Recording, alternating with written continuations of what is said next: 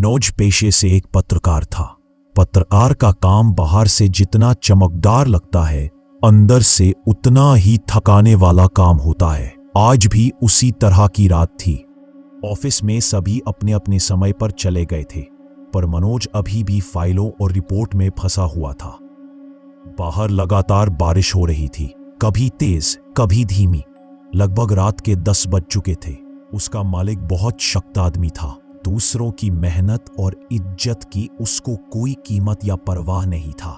गंदे शब्द बोलना और नौकरी से निकालने की धमकी देना उसके लिए आम बात थी।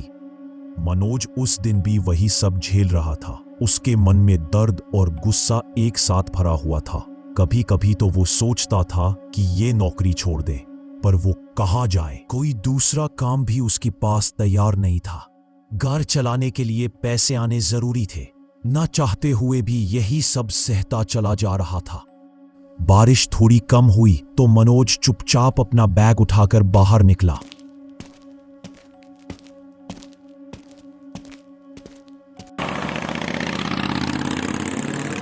सड़क के दोनों ओर लाइट के खंभों पर बारिश की बूंदें कुछ इस तरह चमक रही थी कि जैसे कोई पीली चमकती माला लटक रही हो। कब तक ये सब झेलूंगा? कब मुझे शांति मिलेगी इस नौकरी से? रास्ते में अचानक उसकी नजर पड़ी एक पुरानी बड़ी इमारत पर। छोटे छोटे पौधे दीवारों के बीच में उगाए थे और बोर्ड पर लिखा नाम अब आधा फटा हुआ था। ये वही पुराना कॉलेज था जिसमें मनोज और उसका करीबी दोस्त राजेश पढ़ते थे। थोड़ी देर उस पुरानी दीवारों को देखता रहा। राजेश, मनोज की पुरानी यादें उसके साथ जुड़ी थीं। राजेश बहुत तेज था, पर गरीबी के कारण आगे की पढ़ाई नहीं कर पाया। मजबूरी में राजेश गांव लौट गया और वहीं खेती करने लगा। राजेश कहीं ज्यादा खुश होगा। कम से कम वो किसी मालिक के नीचे तो काम नहीं कर रहा। वो तो अपनी मर्जी का मालिक है। मनोज की आंखों में थोड़ा पानी आ गया। ये आंसू बारिश के कारण नहीं थे, बल्कि दिल में बैठे दुख के कारण थे। मनोज मोटरसाइकिल चालू करता है और धीरे धीरे आगे चल देता है।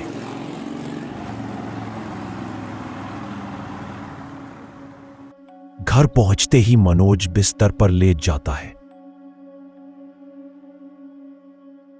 पर उसके मन में अब बस एक ही विचार घूम रहा है। मैं राजेश से मिलकर आऊंगा। कुछ दिन उस गांव में रहूंगा जहां राजेश रहता है। मन में शांति आएगी। इस बहाने मैं राजेश से मिल भी लूंगा और गांव भी देख आऊंगा। मनोज ने रात में ही तय कर लिया, कल सुबह वो जाने की तैयारी करेगा। उसने मोबाइल उठाया और सुबह के लिए कैंप बुक कर दी। राजेश को कुछ भी नहीं बताया। सोचा उसे जाकर अचानक मिलूंगा। मनोज के चेहरे पर एक हल्की मुस्कान आ गई और इस मुस्कान के साथ उसकी आंखें धीरे धीरे बंद हो गई। कल एक नया रास्ता शुरू होना था। सुबह जल्दी ही मनोज की आंख खुल गई। रात के दुख के बाद आज पहली बार उसके चेहरे पर थोड़ी शांति थी। मनोज नहा धोकर तैयार हुआ, हल्का सा नाश्ता किया और अपना बैग उठा लिया। इसे सिर्फ 2 जोड़ी कपड़े चाहिए थे, बाकी सब बोझ था। हल्की सुबह की ठंडी हवा थी। बारिश रुक चुकी थी, लेकिन सड़क पर पानी की बूंदें अभी भी चमक रही थीं। गेट के बाहर बुलाई हुई कैंप समय पर आ गई थी। चालक एक मध्यम उम्र का सादा आदमी था। भोरनपुर गांव की ओर चलना है। टैक्सी आगे बढ़ी। शहर की भीड़ खत्म होने लगी। फिर इमारतें कम हुई और आगे चलकर सब कुछ खेतों और पहाड़ियों में बदल गया। रास्ता पहाड़ों में चढ़ने लगा। कंकड़ वाली सड़क, दाएं बाएं ऊंचे ऊंचे पेड़, हवा में मिट्टी की सुगंध। मनोज खिड़की के शीशे पर सर टिकाकर शांति से बाहर का देख रहा था। कुछ समय बाद टैक्सी बिल्कुल सुनसान इलाके में आकर रुक गई। साहब, आगे वाहन नहीं जाता, यहीं से पैदल जाना पड़ेगा। मनोज ने रास्ता देखा और कार से उतर गया, जो जंगल के बीच से अब पहाड़ की तरफ मुड़ रही थी। मनोज ने हाँ में सिर हिलाया और उस कैंप का किराया दिया और कैंप वापस चली गई। अब मनोज बिल्कुल अकेला था। जंगल का माहौल अलग ही होता है। पत्तों की सरसराहट में कभी कभी डर का भी एहसास होता है। मनोज बैग कंधे पर रखकर आगे की ओर चल पड़ा। चलते चलते थोड़ी देर में दिन ढलने लगा, छांव अधिक और रोशनी कम होने लगी। और जब मनोज ने घड़ी देखी तो रात के 10 बज चुके थे। इस समय जंगल में अकेले चलना बहुत कठिन लगने लगा। पत्ते हवा में हिल रहे थे और उनके टकराने की आवाज अंधेरे में ज्यादा डरावनी लग रही थी। थोड़ी दूर जाते ही मनोज को एक जगह पर एक पुराना बड़ा सा घर दिखाई देता है। वो घर आधा जंगल के अंदर और आधा बाहर की तरफ था। दीवारें काली, खिड़कियां टूटी हुई। गेस्ट हाउस जो बाहर लिखा हुआ था। मनोज के अंदर एक ही विचार आया, क्योंकि जंगल में आगे बढ़ने की हिम्मत कोई भी अकेला आदमी नहीं कर सकता। मनोज उस हवेली जैसे घर की तरफ बढ़ा। बारिश दोबारा शुरू हो चुकी थी। कपड़े और भीगे जा रहे थे। मनोज ने लकड़ी के भारी दरवाजे पर धीरे से दस्तक दी। मनोज ने दरवाजा खटखटाया। बारिश की बूंदें छत से गिरकर फर्श पर पिट-पिट की आवाज कर रही थी। अंदर कुछ देर खामोशी रही। कौन है? सामने एक भारी शरीर वाला बड़ा आदमी खड़ा था। घनी दाढ़ी, चौड़ी आंखें और चेहरा बहुत सख्त। उस आदमी ने ऊपर से नीचे तक मनोज को देखा। पूरे कपड़े बारिश में भीग चुके थे। रास्ता भटक गया हूँ। बारिश बहुत तेज है। क्या एक रात रुकने के लिए थोड़ी जगह दे सकते हो? अंदर आ जाओ। मनोज ने राहत की सांस लेते हुए अंदर चला गया। अंदर का माहौल औरों से बिल्कुल अलग था। अंधेरे के बीच कुछ दियों की हल्की सी रोशनी पुराने लकड़ी के खंभों पर पीला प्रकाश फैला रही थी। क्या यहाँ एक रात रुक सकता हूँ? हवेली में ऊपर कमरे हैं, तू वहीं सो जा। आप इस घर के मालिक हैं? मेरा नाम राम सिंह है। मैं ही इस जगह का रखवाला हूँ। ऊपर जा, दाएं और आखिरी कमरा नंबर 15 तुम्हारा इंतजार कर रहा है। मनोज रुक गया।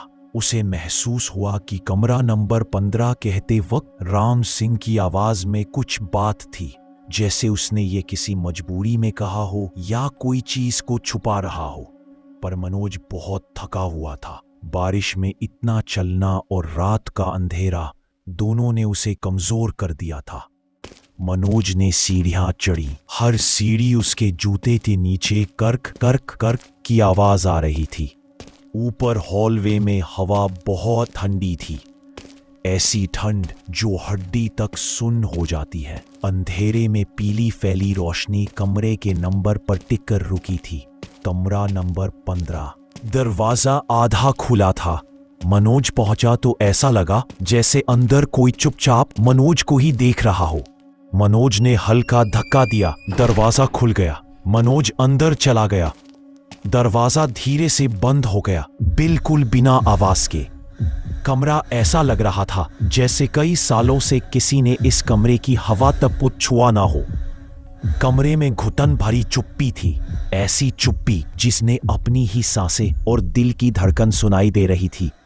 मनोज ने धीरे से कदम आगे बढ़ाया। उसे महसूस हुआ कि कमरे की हवा उसके कानों को छूकर निकल रही है, जैसे कोई साइलेंट आवाज उसे कुछ कह रहा हो और उसके हर कदम पे उसके साथ कोई चल रहा हो। कमरे में एक पुराना शीशा था, धुंधला, और शीशे की सरफेस पर धूल की परत। मनोज ने शीशे में खुद को देखा और उसी पल उसे लगा पीछे कमरे के अंधेरे में कोई खड़ा है। मनोज ने झट से पीछे देखा, कोई नहीं, लेकिन दिल में एक झटका सा लगा। उसका गला सूख गया। उसने घबराहट में खिड़की की तरफ देखा। बाहर काला अंधेरा, पेड़ों की शाखाएं हवा में झूल रही थीं और बारिश की बूंदें गिर रही थीं। इस आवाज में भी एक अजीब दाल थी, मानो कोई धीरे धीरे दरवाजा खटखटा रहा हो। इस कमरे में कुछ तो है जो दिखाई तो नहीं दे रहा, लेकिन मैं उसे महसूस कर पा रहा हूं। उसी वक्त कमरे के एकदम कोने से धीमी धीमी सूखी सांसें सुनाई दी, जैसे कोई अंधेरे में झुककर बैठा हो और बहुत पास से मनोज को देख रहा हो। और ये आवाज धीरे धीरे थोड़ी तेज होने लगी। मनोज के बदन में बिजली की तरह डर दौड़ गया। कमरा नंबर 15 अब सिर्फ कमरा नहीं था, ये कब्र था जिसमें कोई आत्मा जाग रही थी। मनोज वहीं खड़ा था। अंदर की हवा अचानक बहुत ठंडी हो गई थी, जैसे कमरे की हवा में किसी ने बर्फ घोल दी हो। पलंग के पास भी दीवार की घड़ी धीमी धीमी टक टक कर रही थी और तभी कमरे के कोने से बहुत पतली सांस जैसी आवाज आई। ये आवाज हवा में नहीं थी, ये आवाज किसी चीज की थी, जैसे कोई जमीन पर झुककर घुटनों के पल बैठा हो। और मनोज को गहरी नजरों से देख मनोज के गले में गांठ सी पड़ गई। उसे लगा उसकी सांसें भी भारी हो गई हैं। कमरे में घुटन अब साफ महसूस हो रही थी, मानो कोई अदृश्य हाथ उसके गले को धीरे से दबा रहा हो। मनोज ने डर के मारे पलंग के पीछे वाले शीशे में देखा। शीशे में उसके पीछे एक छाया खड़ी थी। छाया बिल्कुल लड़की जैसी, लंबे बाल, मनोज को घूरे जा रही थी। मनोज ने झटके में पीछे मुड़कर देखा। पीछे कोई नहीं था, लेकिन शीशे में छाया अभी भी दिख रही थी। मनोज का हालत खराब होने लगा। उसकी सांसें तेज हो गई और दिल की धड़कन अब सुनाई दे रही थी। अचानक शीशे के अंदर एक चेहरा झटके से बाहर निकला। ये एक लड़की का चेहरा था। उम्र लगभग 20 से 22, लाल आंखें, सूखे जख्मों से भरा चेहरा, बाल खुले हुए। कमरा नंबर 15 मेरा है, इसमें कोई नहीं आ सकता। जो भी इस कमरे में आता है वो कभी जिंदा नहीं लौटता। मनोज का दिल तेजी से धड़क उठा। मनोज अब पूरी तरह से डर गया था। उसके पैरों ने जैसे काम करना बंद कर दिया हो। कमरा उसके चारों तरफ घूमने लगा। नाड़ी की धड़कन कानों के अंदर बजने लगी। मनोज ने दरवाजे की तरफ दौड़ने की कोशिश की, लेकिन उसके पैर वहीं जम गए थे। पैरों को जैसे किसी के हाथ ने पकड़ कर रखा था। ये कमरा तेरी आखिरी रात होगी, तुझे बचाने अब कोई नहीं आएगा। मनोज बेहोश हो गया और वहीं गिर पड़ा। उस आत्मा ने मनोज के गले में एक ताबीज देखा, जिसके कारण मनोज को छू नहीं पा रहा था, और वो आत्मा हवा में गायब हो गई। मनोज को जैसे ही होश आया, आंखें खुली तो उसने देखा कमरे में धूप की हल्की किरण खिड़की से अंदर आ रही थी। हवा में पहले जैसी ठंडक नहीं थी, पर शरीर पर अभी भी एक सिहरन बसी हुई थी, जैसे रात की परछाई अभी भी उसके साथ चिपकी हो। मनोज उठा, कमरा खाली था। धीरे धीरे उसे सारी रात फिर से याद आने लगी। चेहरा, वो आवाज, वो परछाई। उसे महसूस हुआ अगर वो वहां 1 मिनट भी और रुका तो उसकी जान जा सकती थी। वो फौरन उठा, बैग उठाया और दरवाजे की तरफ भागा। दरवाजा इस बार खुल गया था। वो बिना पीछे देखे सीढ़ियां से उतरता गया। नीचे कोई नहीं था। राम सिंह भी कहीं नजर नहीं आया। मनोज ने बिना पलटकर वापस देखने की हिम्मत भी नहीं की और हवेली से सीधा बाहर निकल गया। जंगल का रास्ता अब सुबह की रोशनी से साफ दिख रहा था। पेड़ों के पत्ते चमक रहे थे। बूंदें अभी भी टहनियों से टपक रही थी, पर मनोज के कानों में रात की वो सांसें अब भी गूंज रही थी। उसके कदम तेज हो गए। जितना तेज चल सकता था उतना तेज चला। दिल में बस एक ही डर, अगर वो एक बार पीछे मुड़ा तो शायद वो कमरा 15 का साया उसे नहीं छोड़ेगा। कुछ दूरी चलने के बाद उसके सामने राजेश का गांव दिखाई दिया। कच्चे मकान, मिट्टी की गंध और लोग अपने रोज के काम में लगे हुए। मनोज के कदम हल्के होने लगे। आखिर कई साल बाद अपने दोस्त के घर पहुंच रहा था।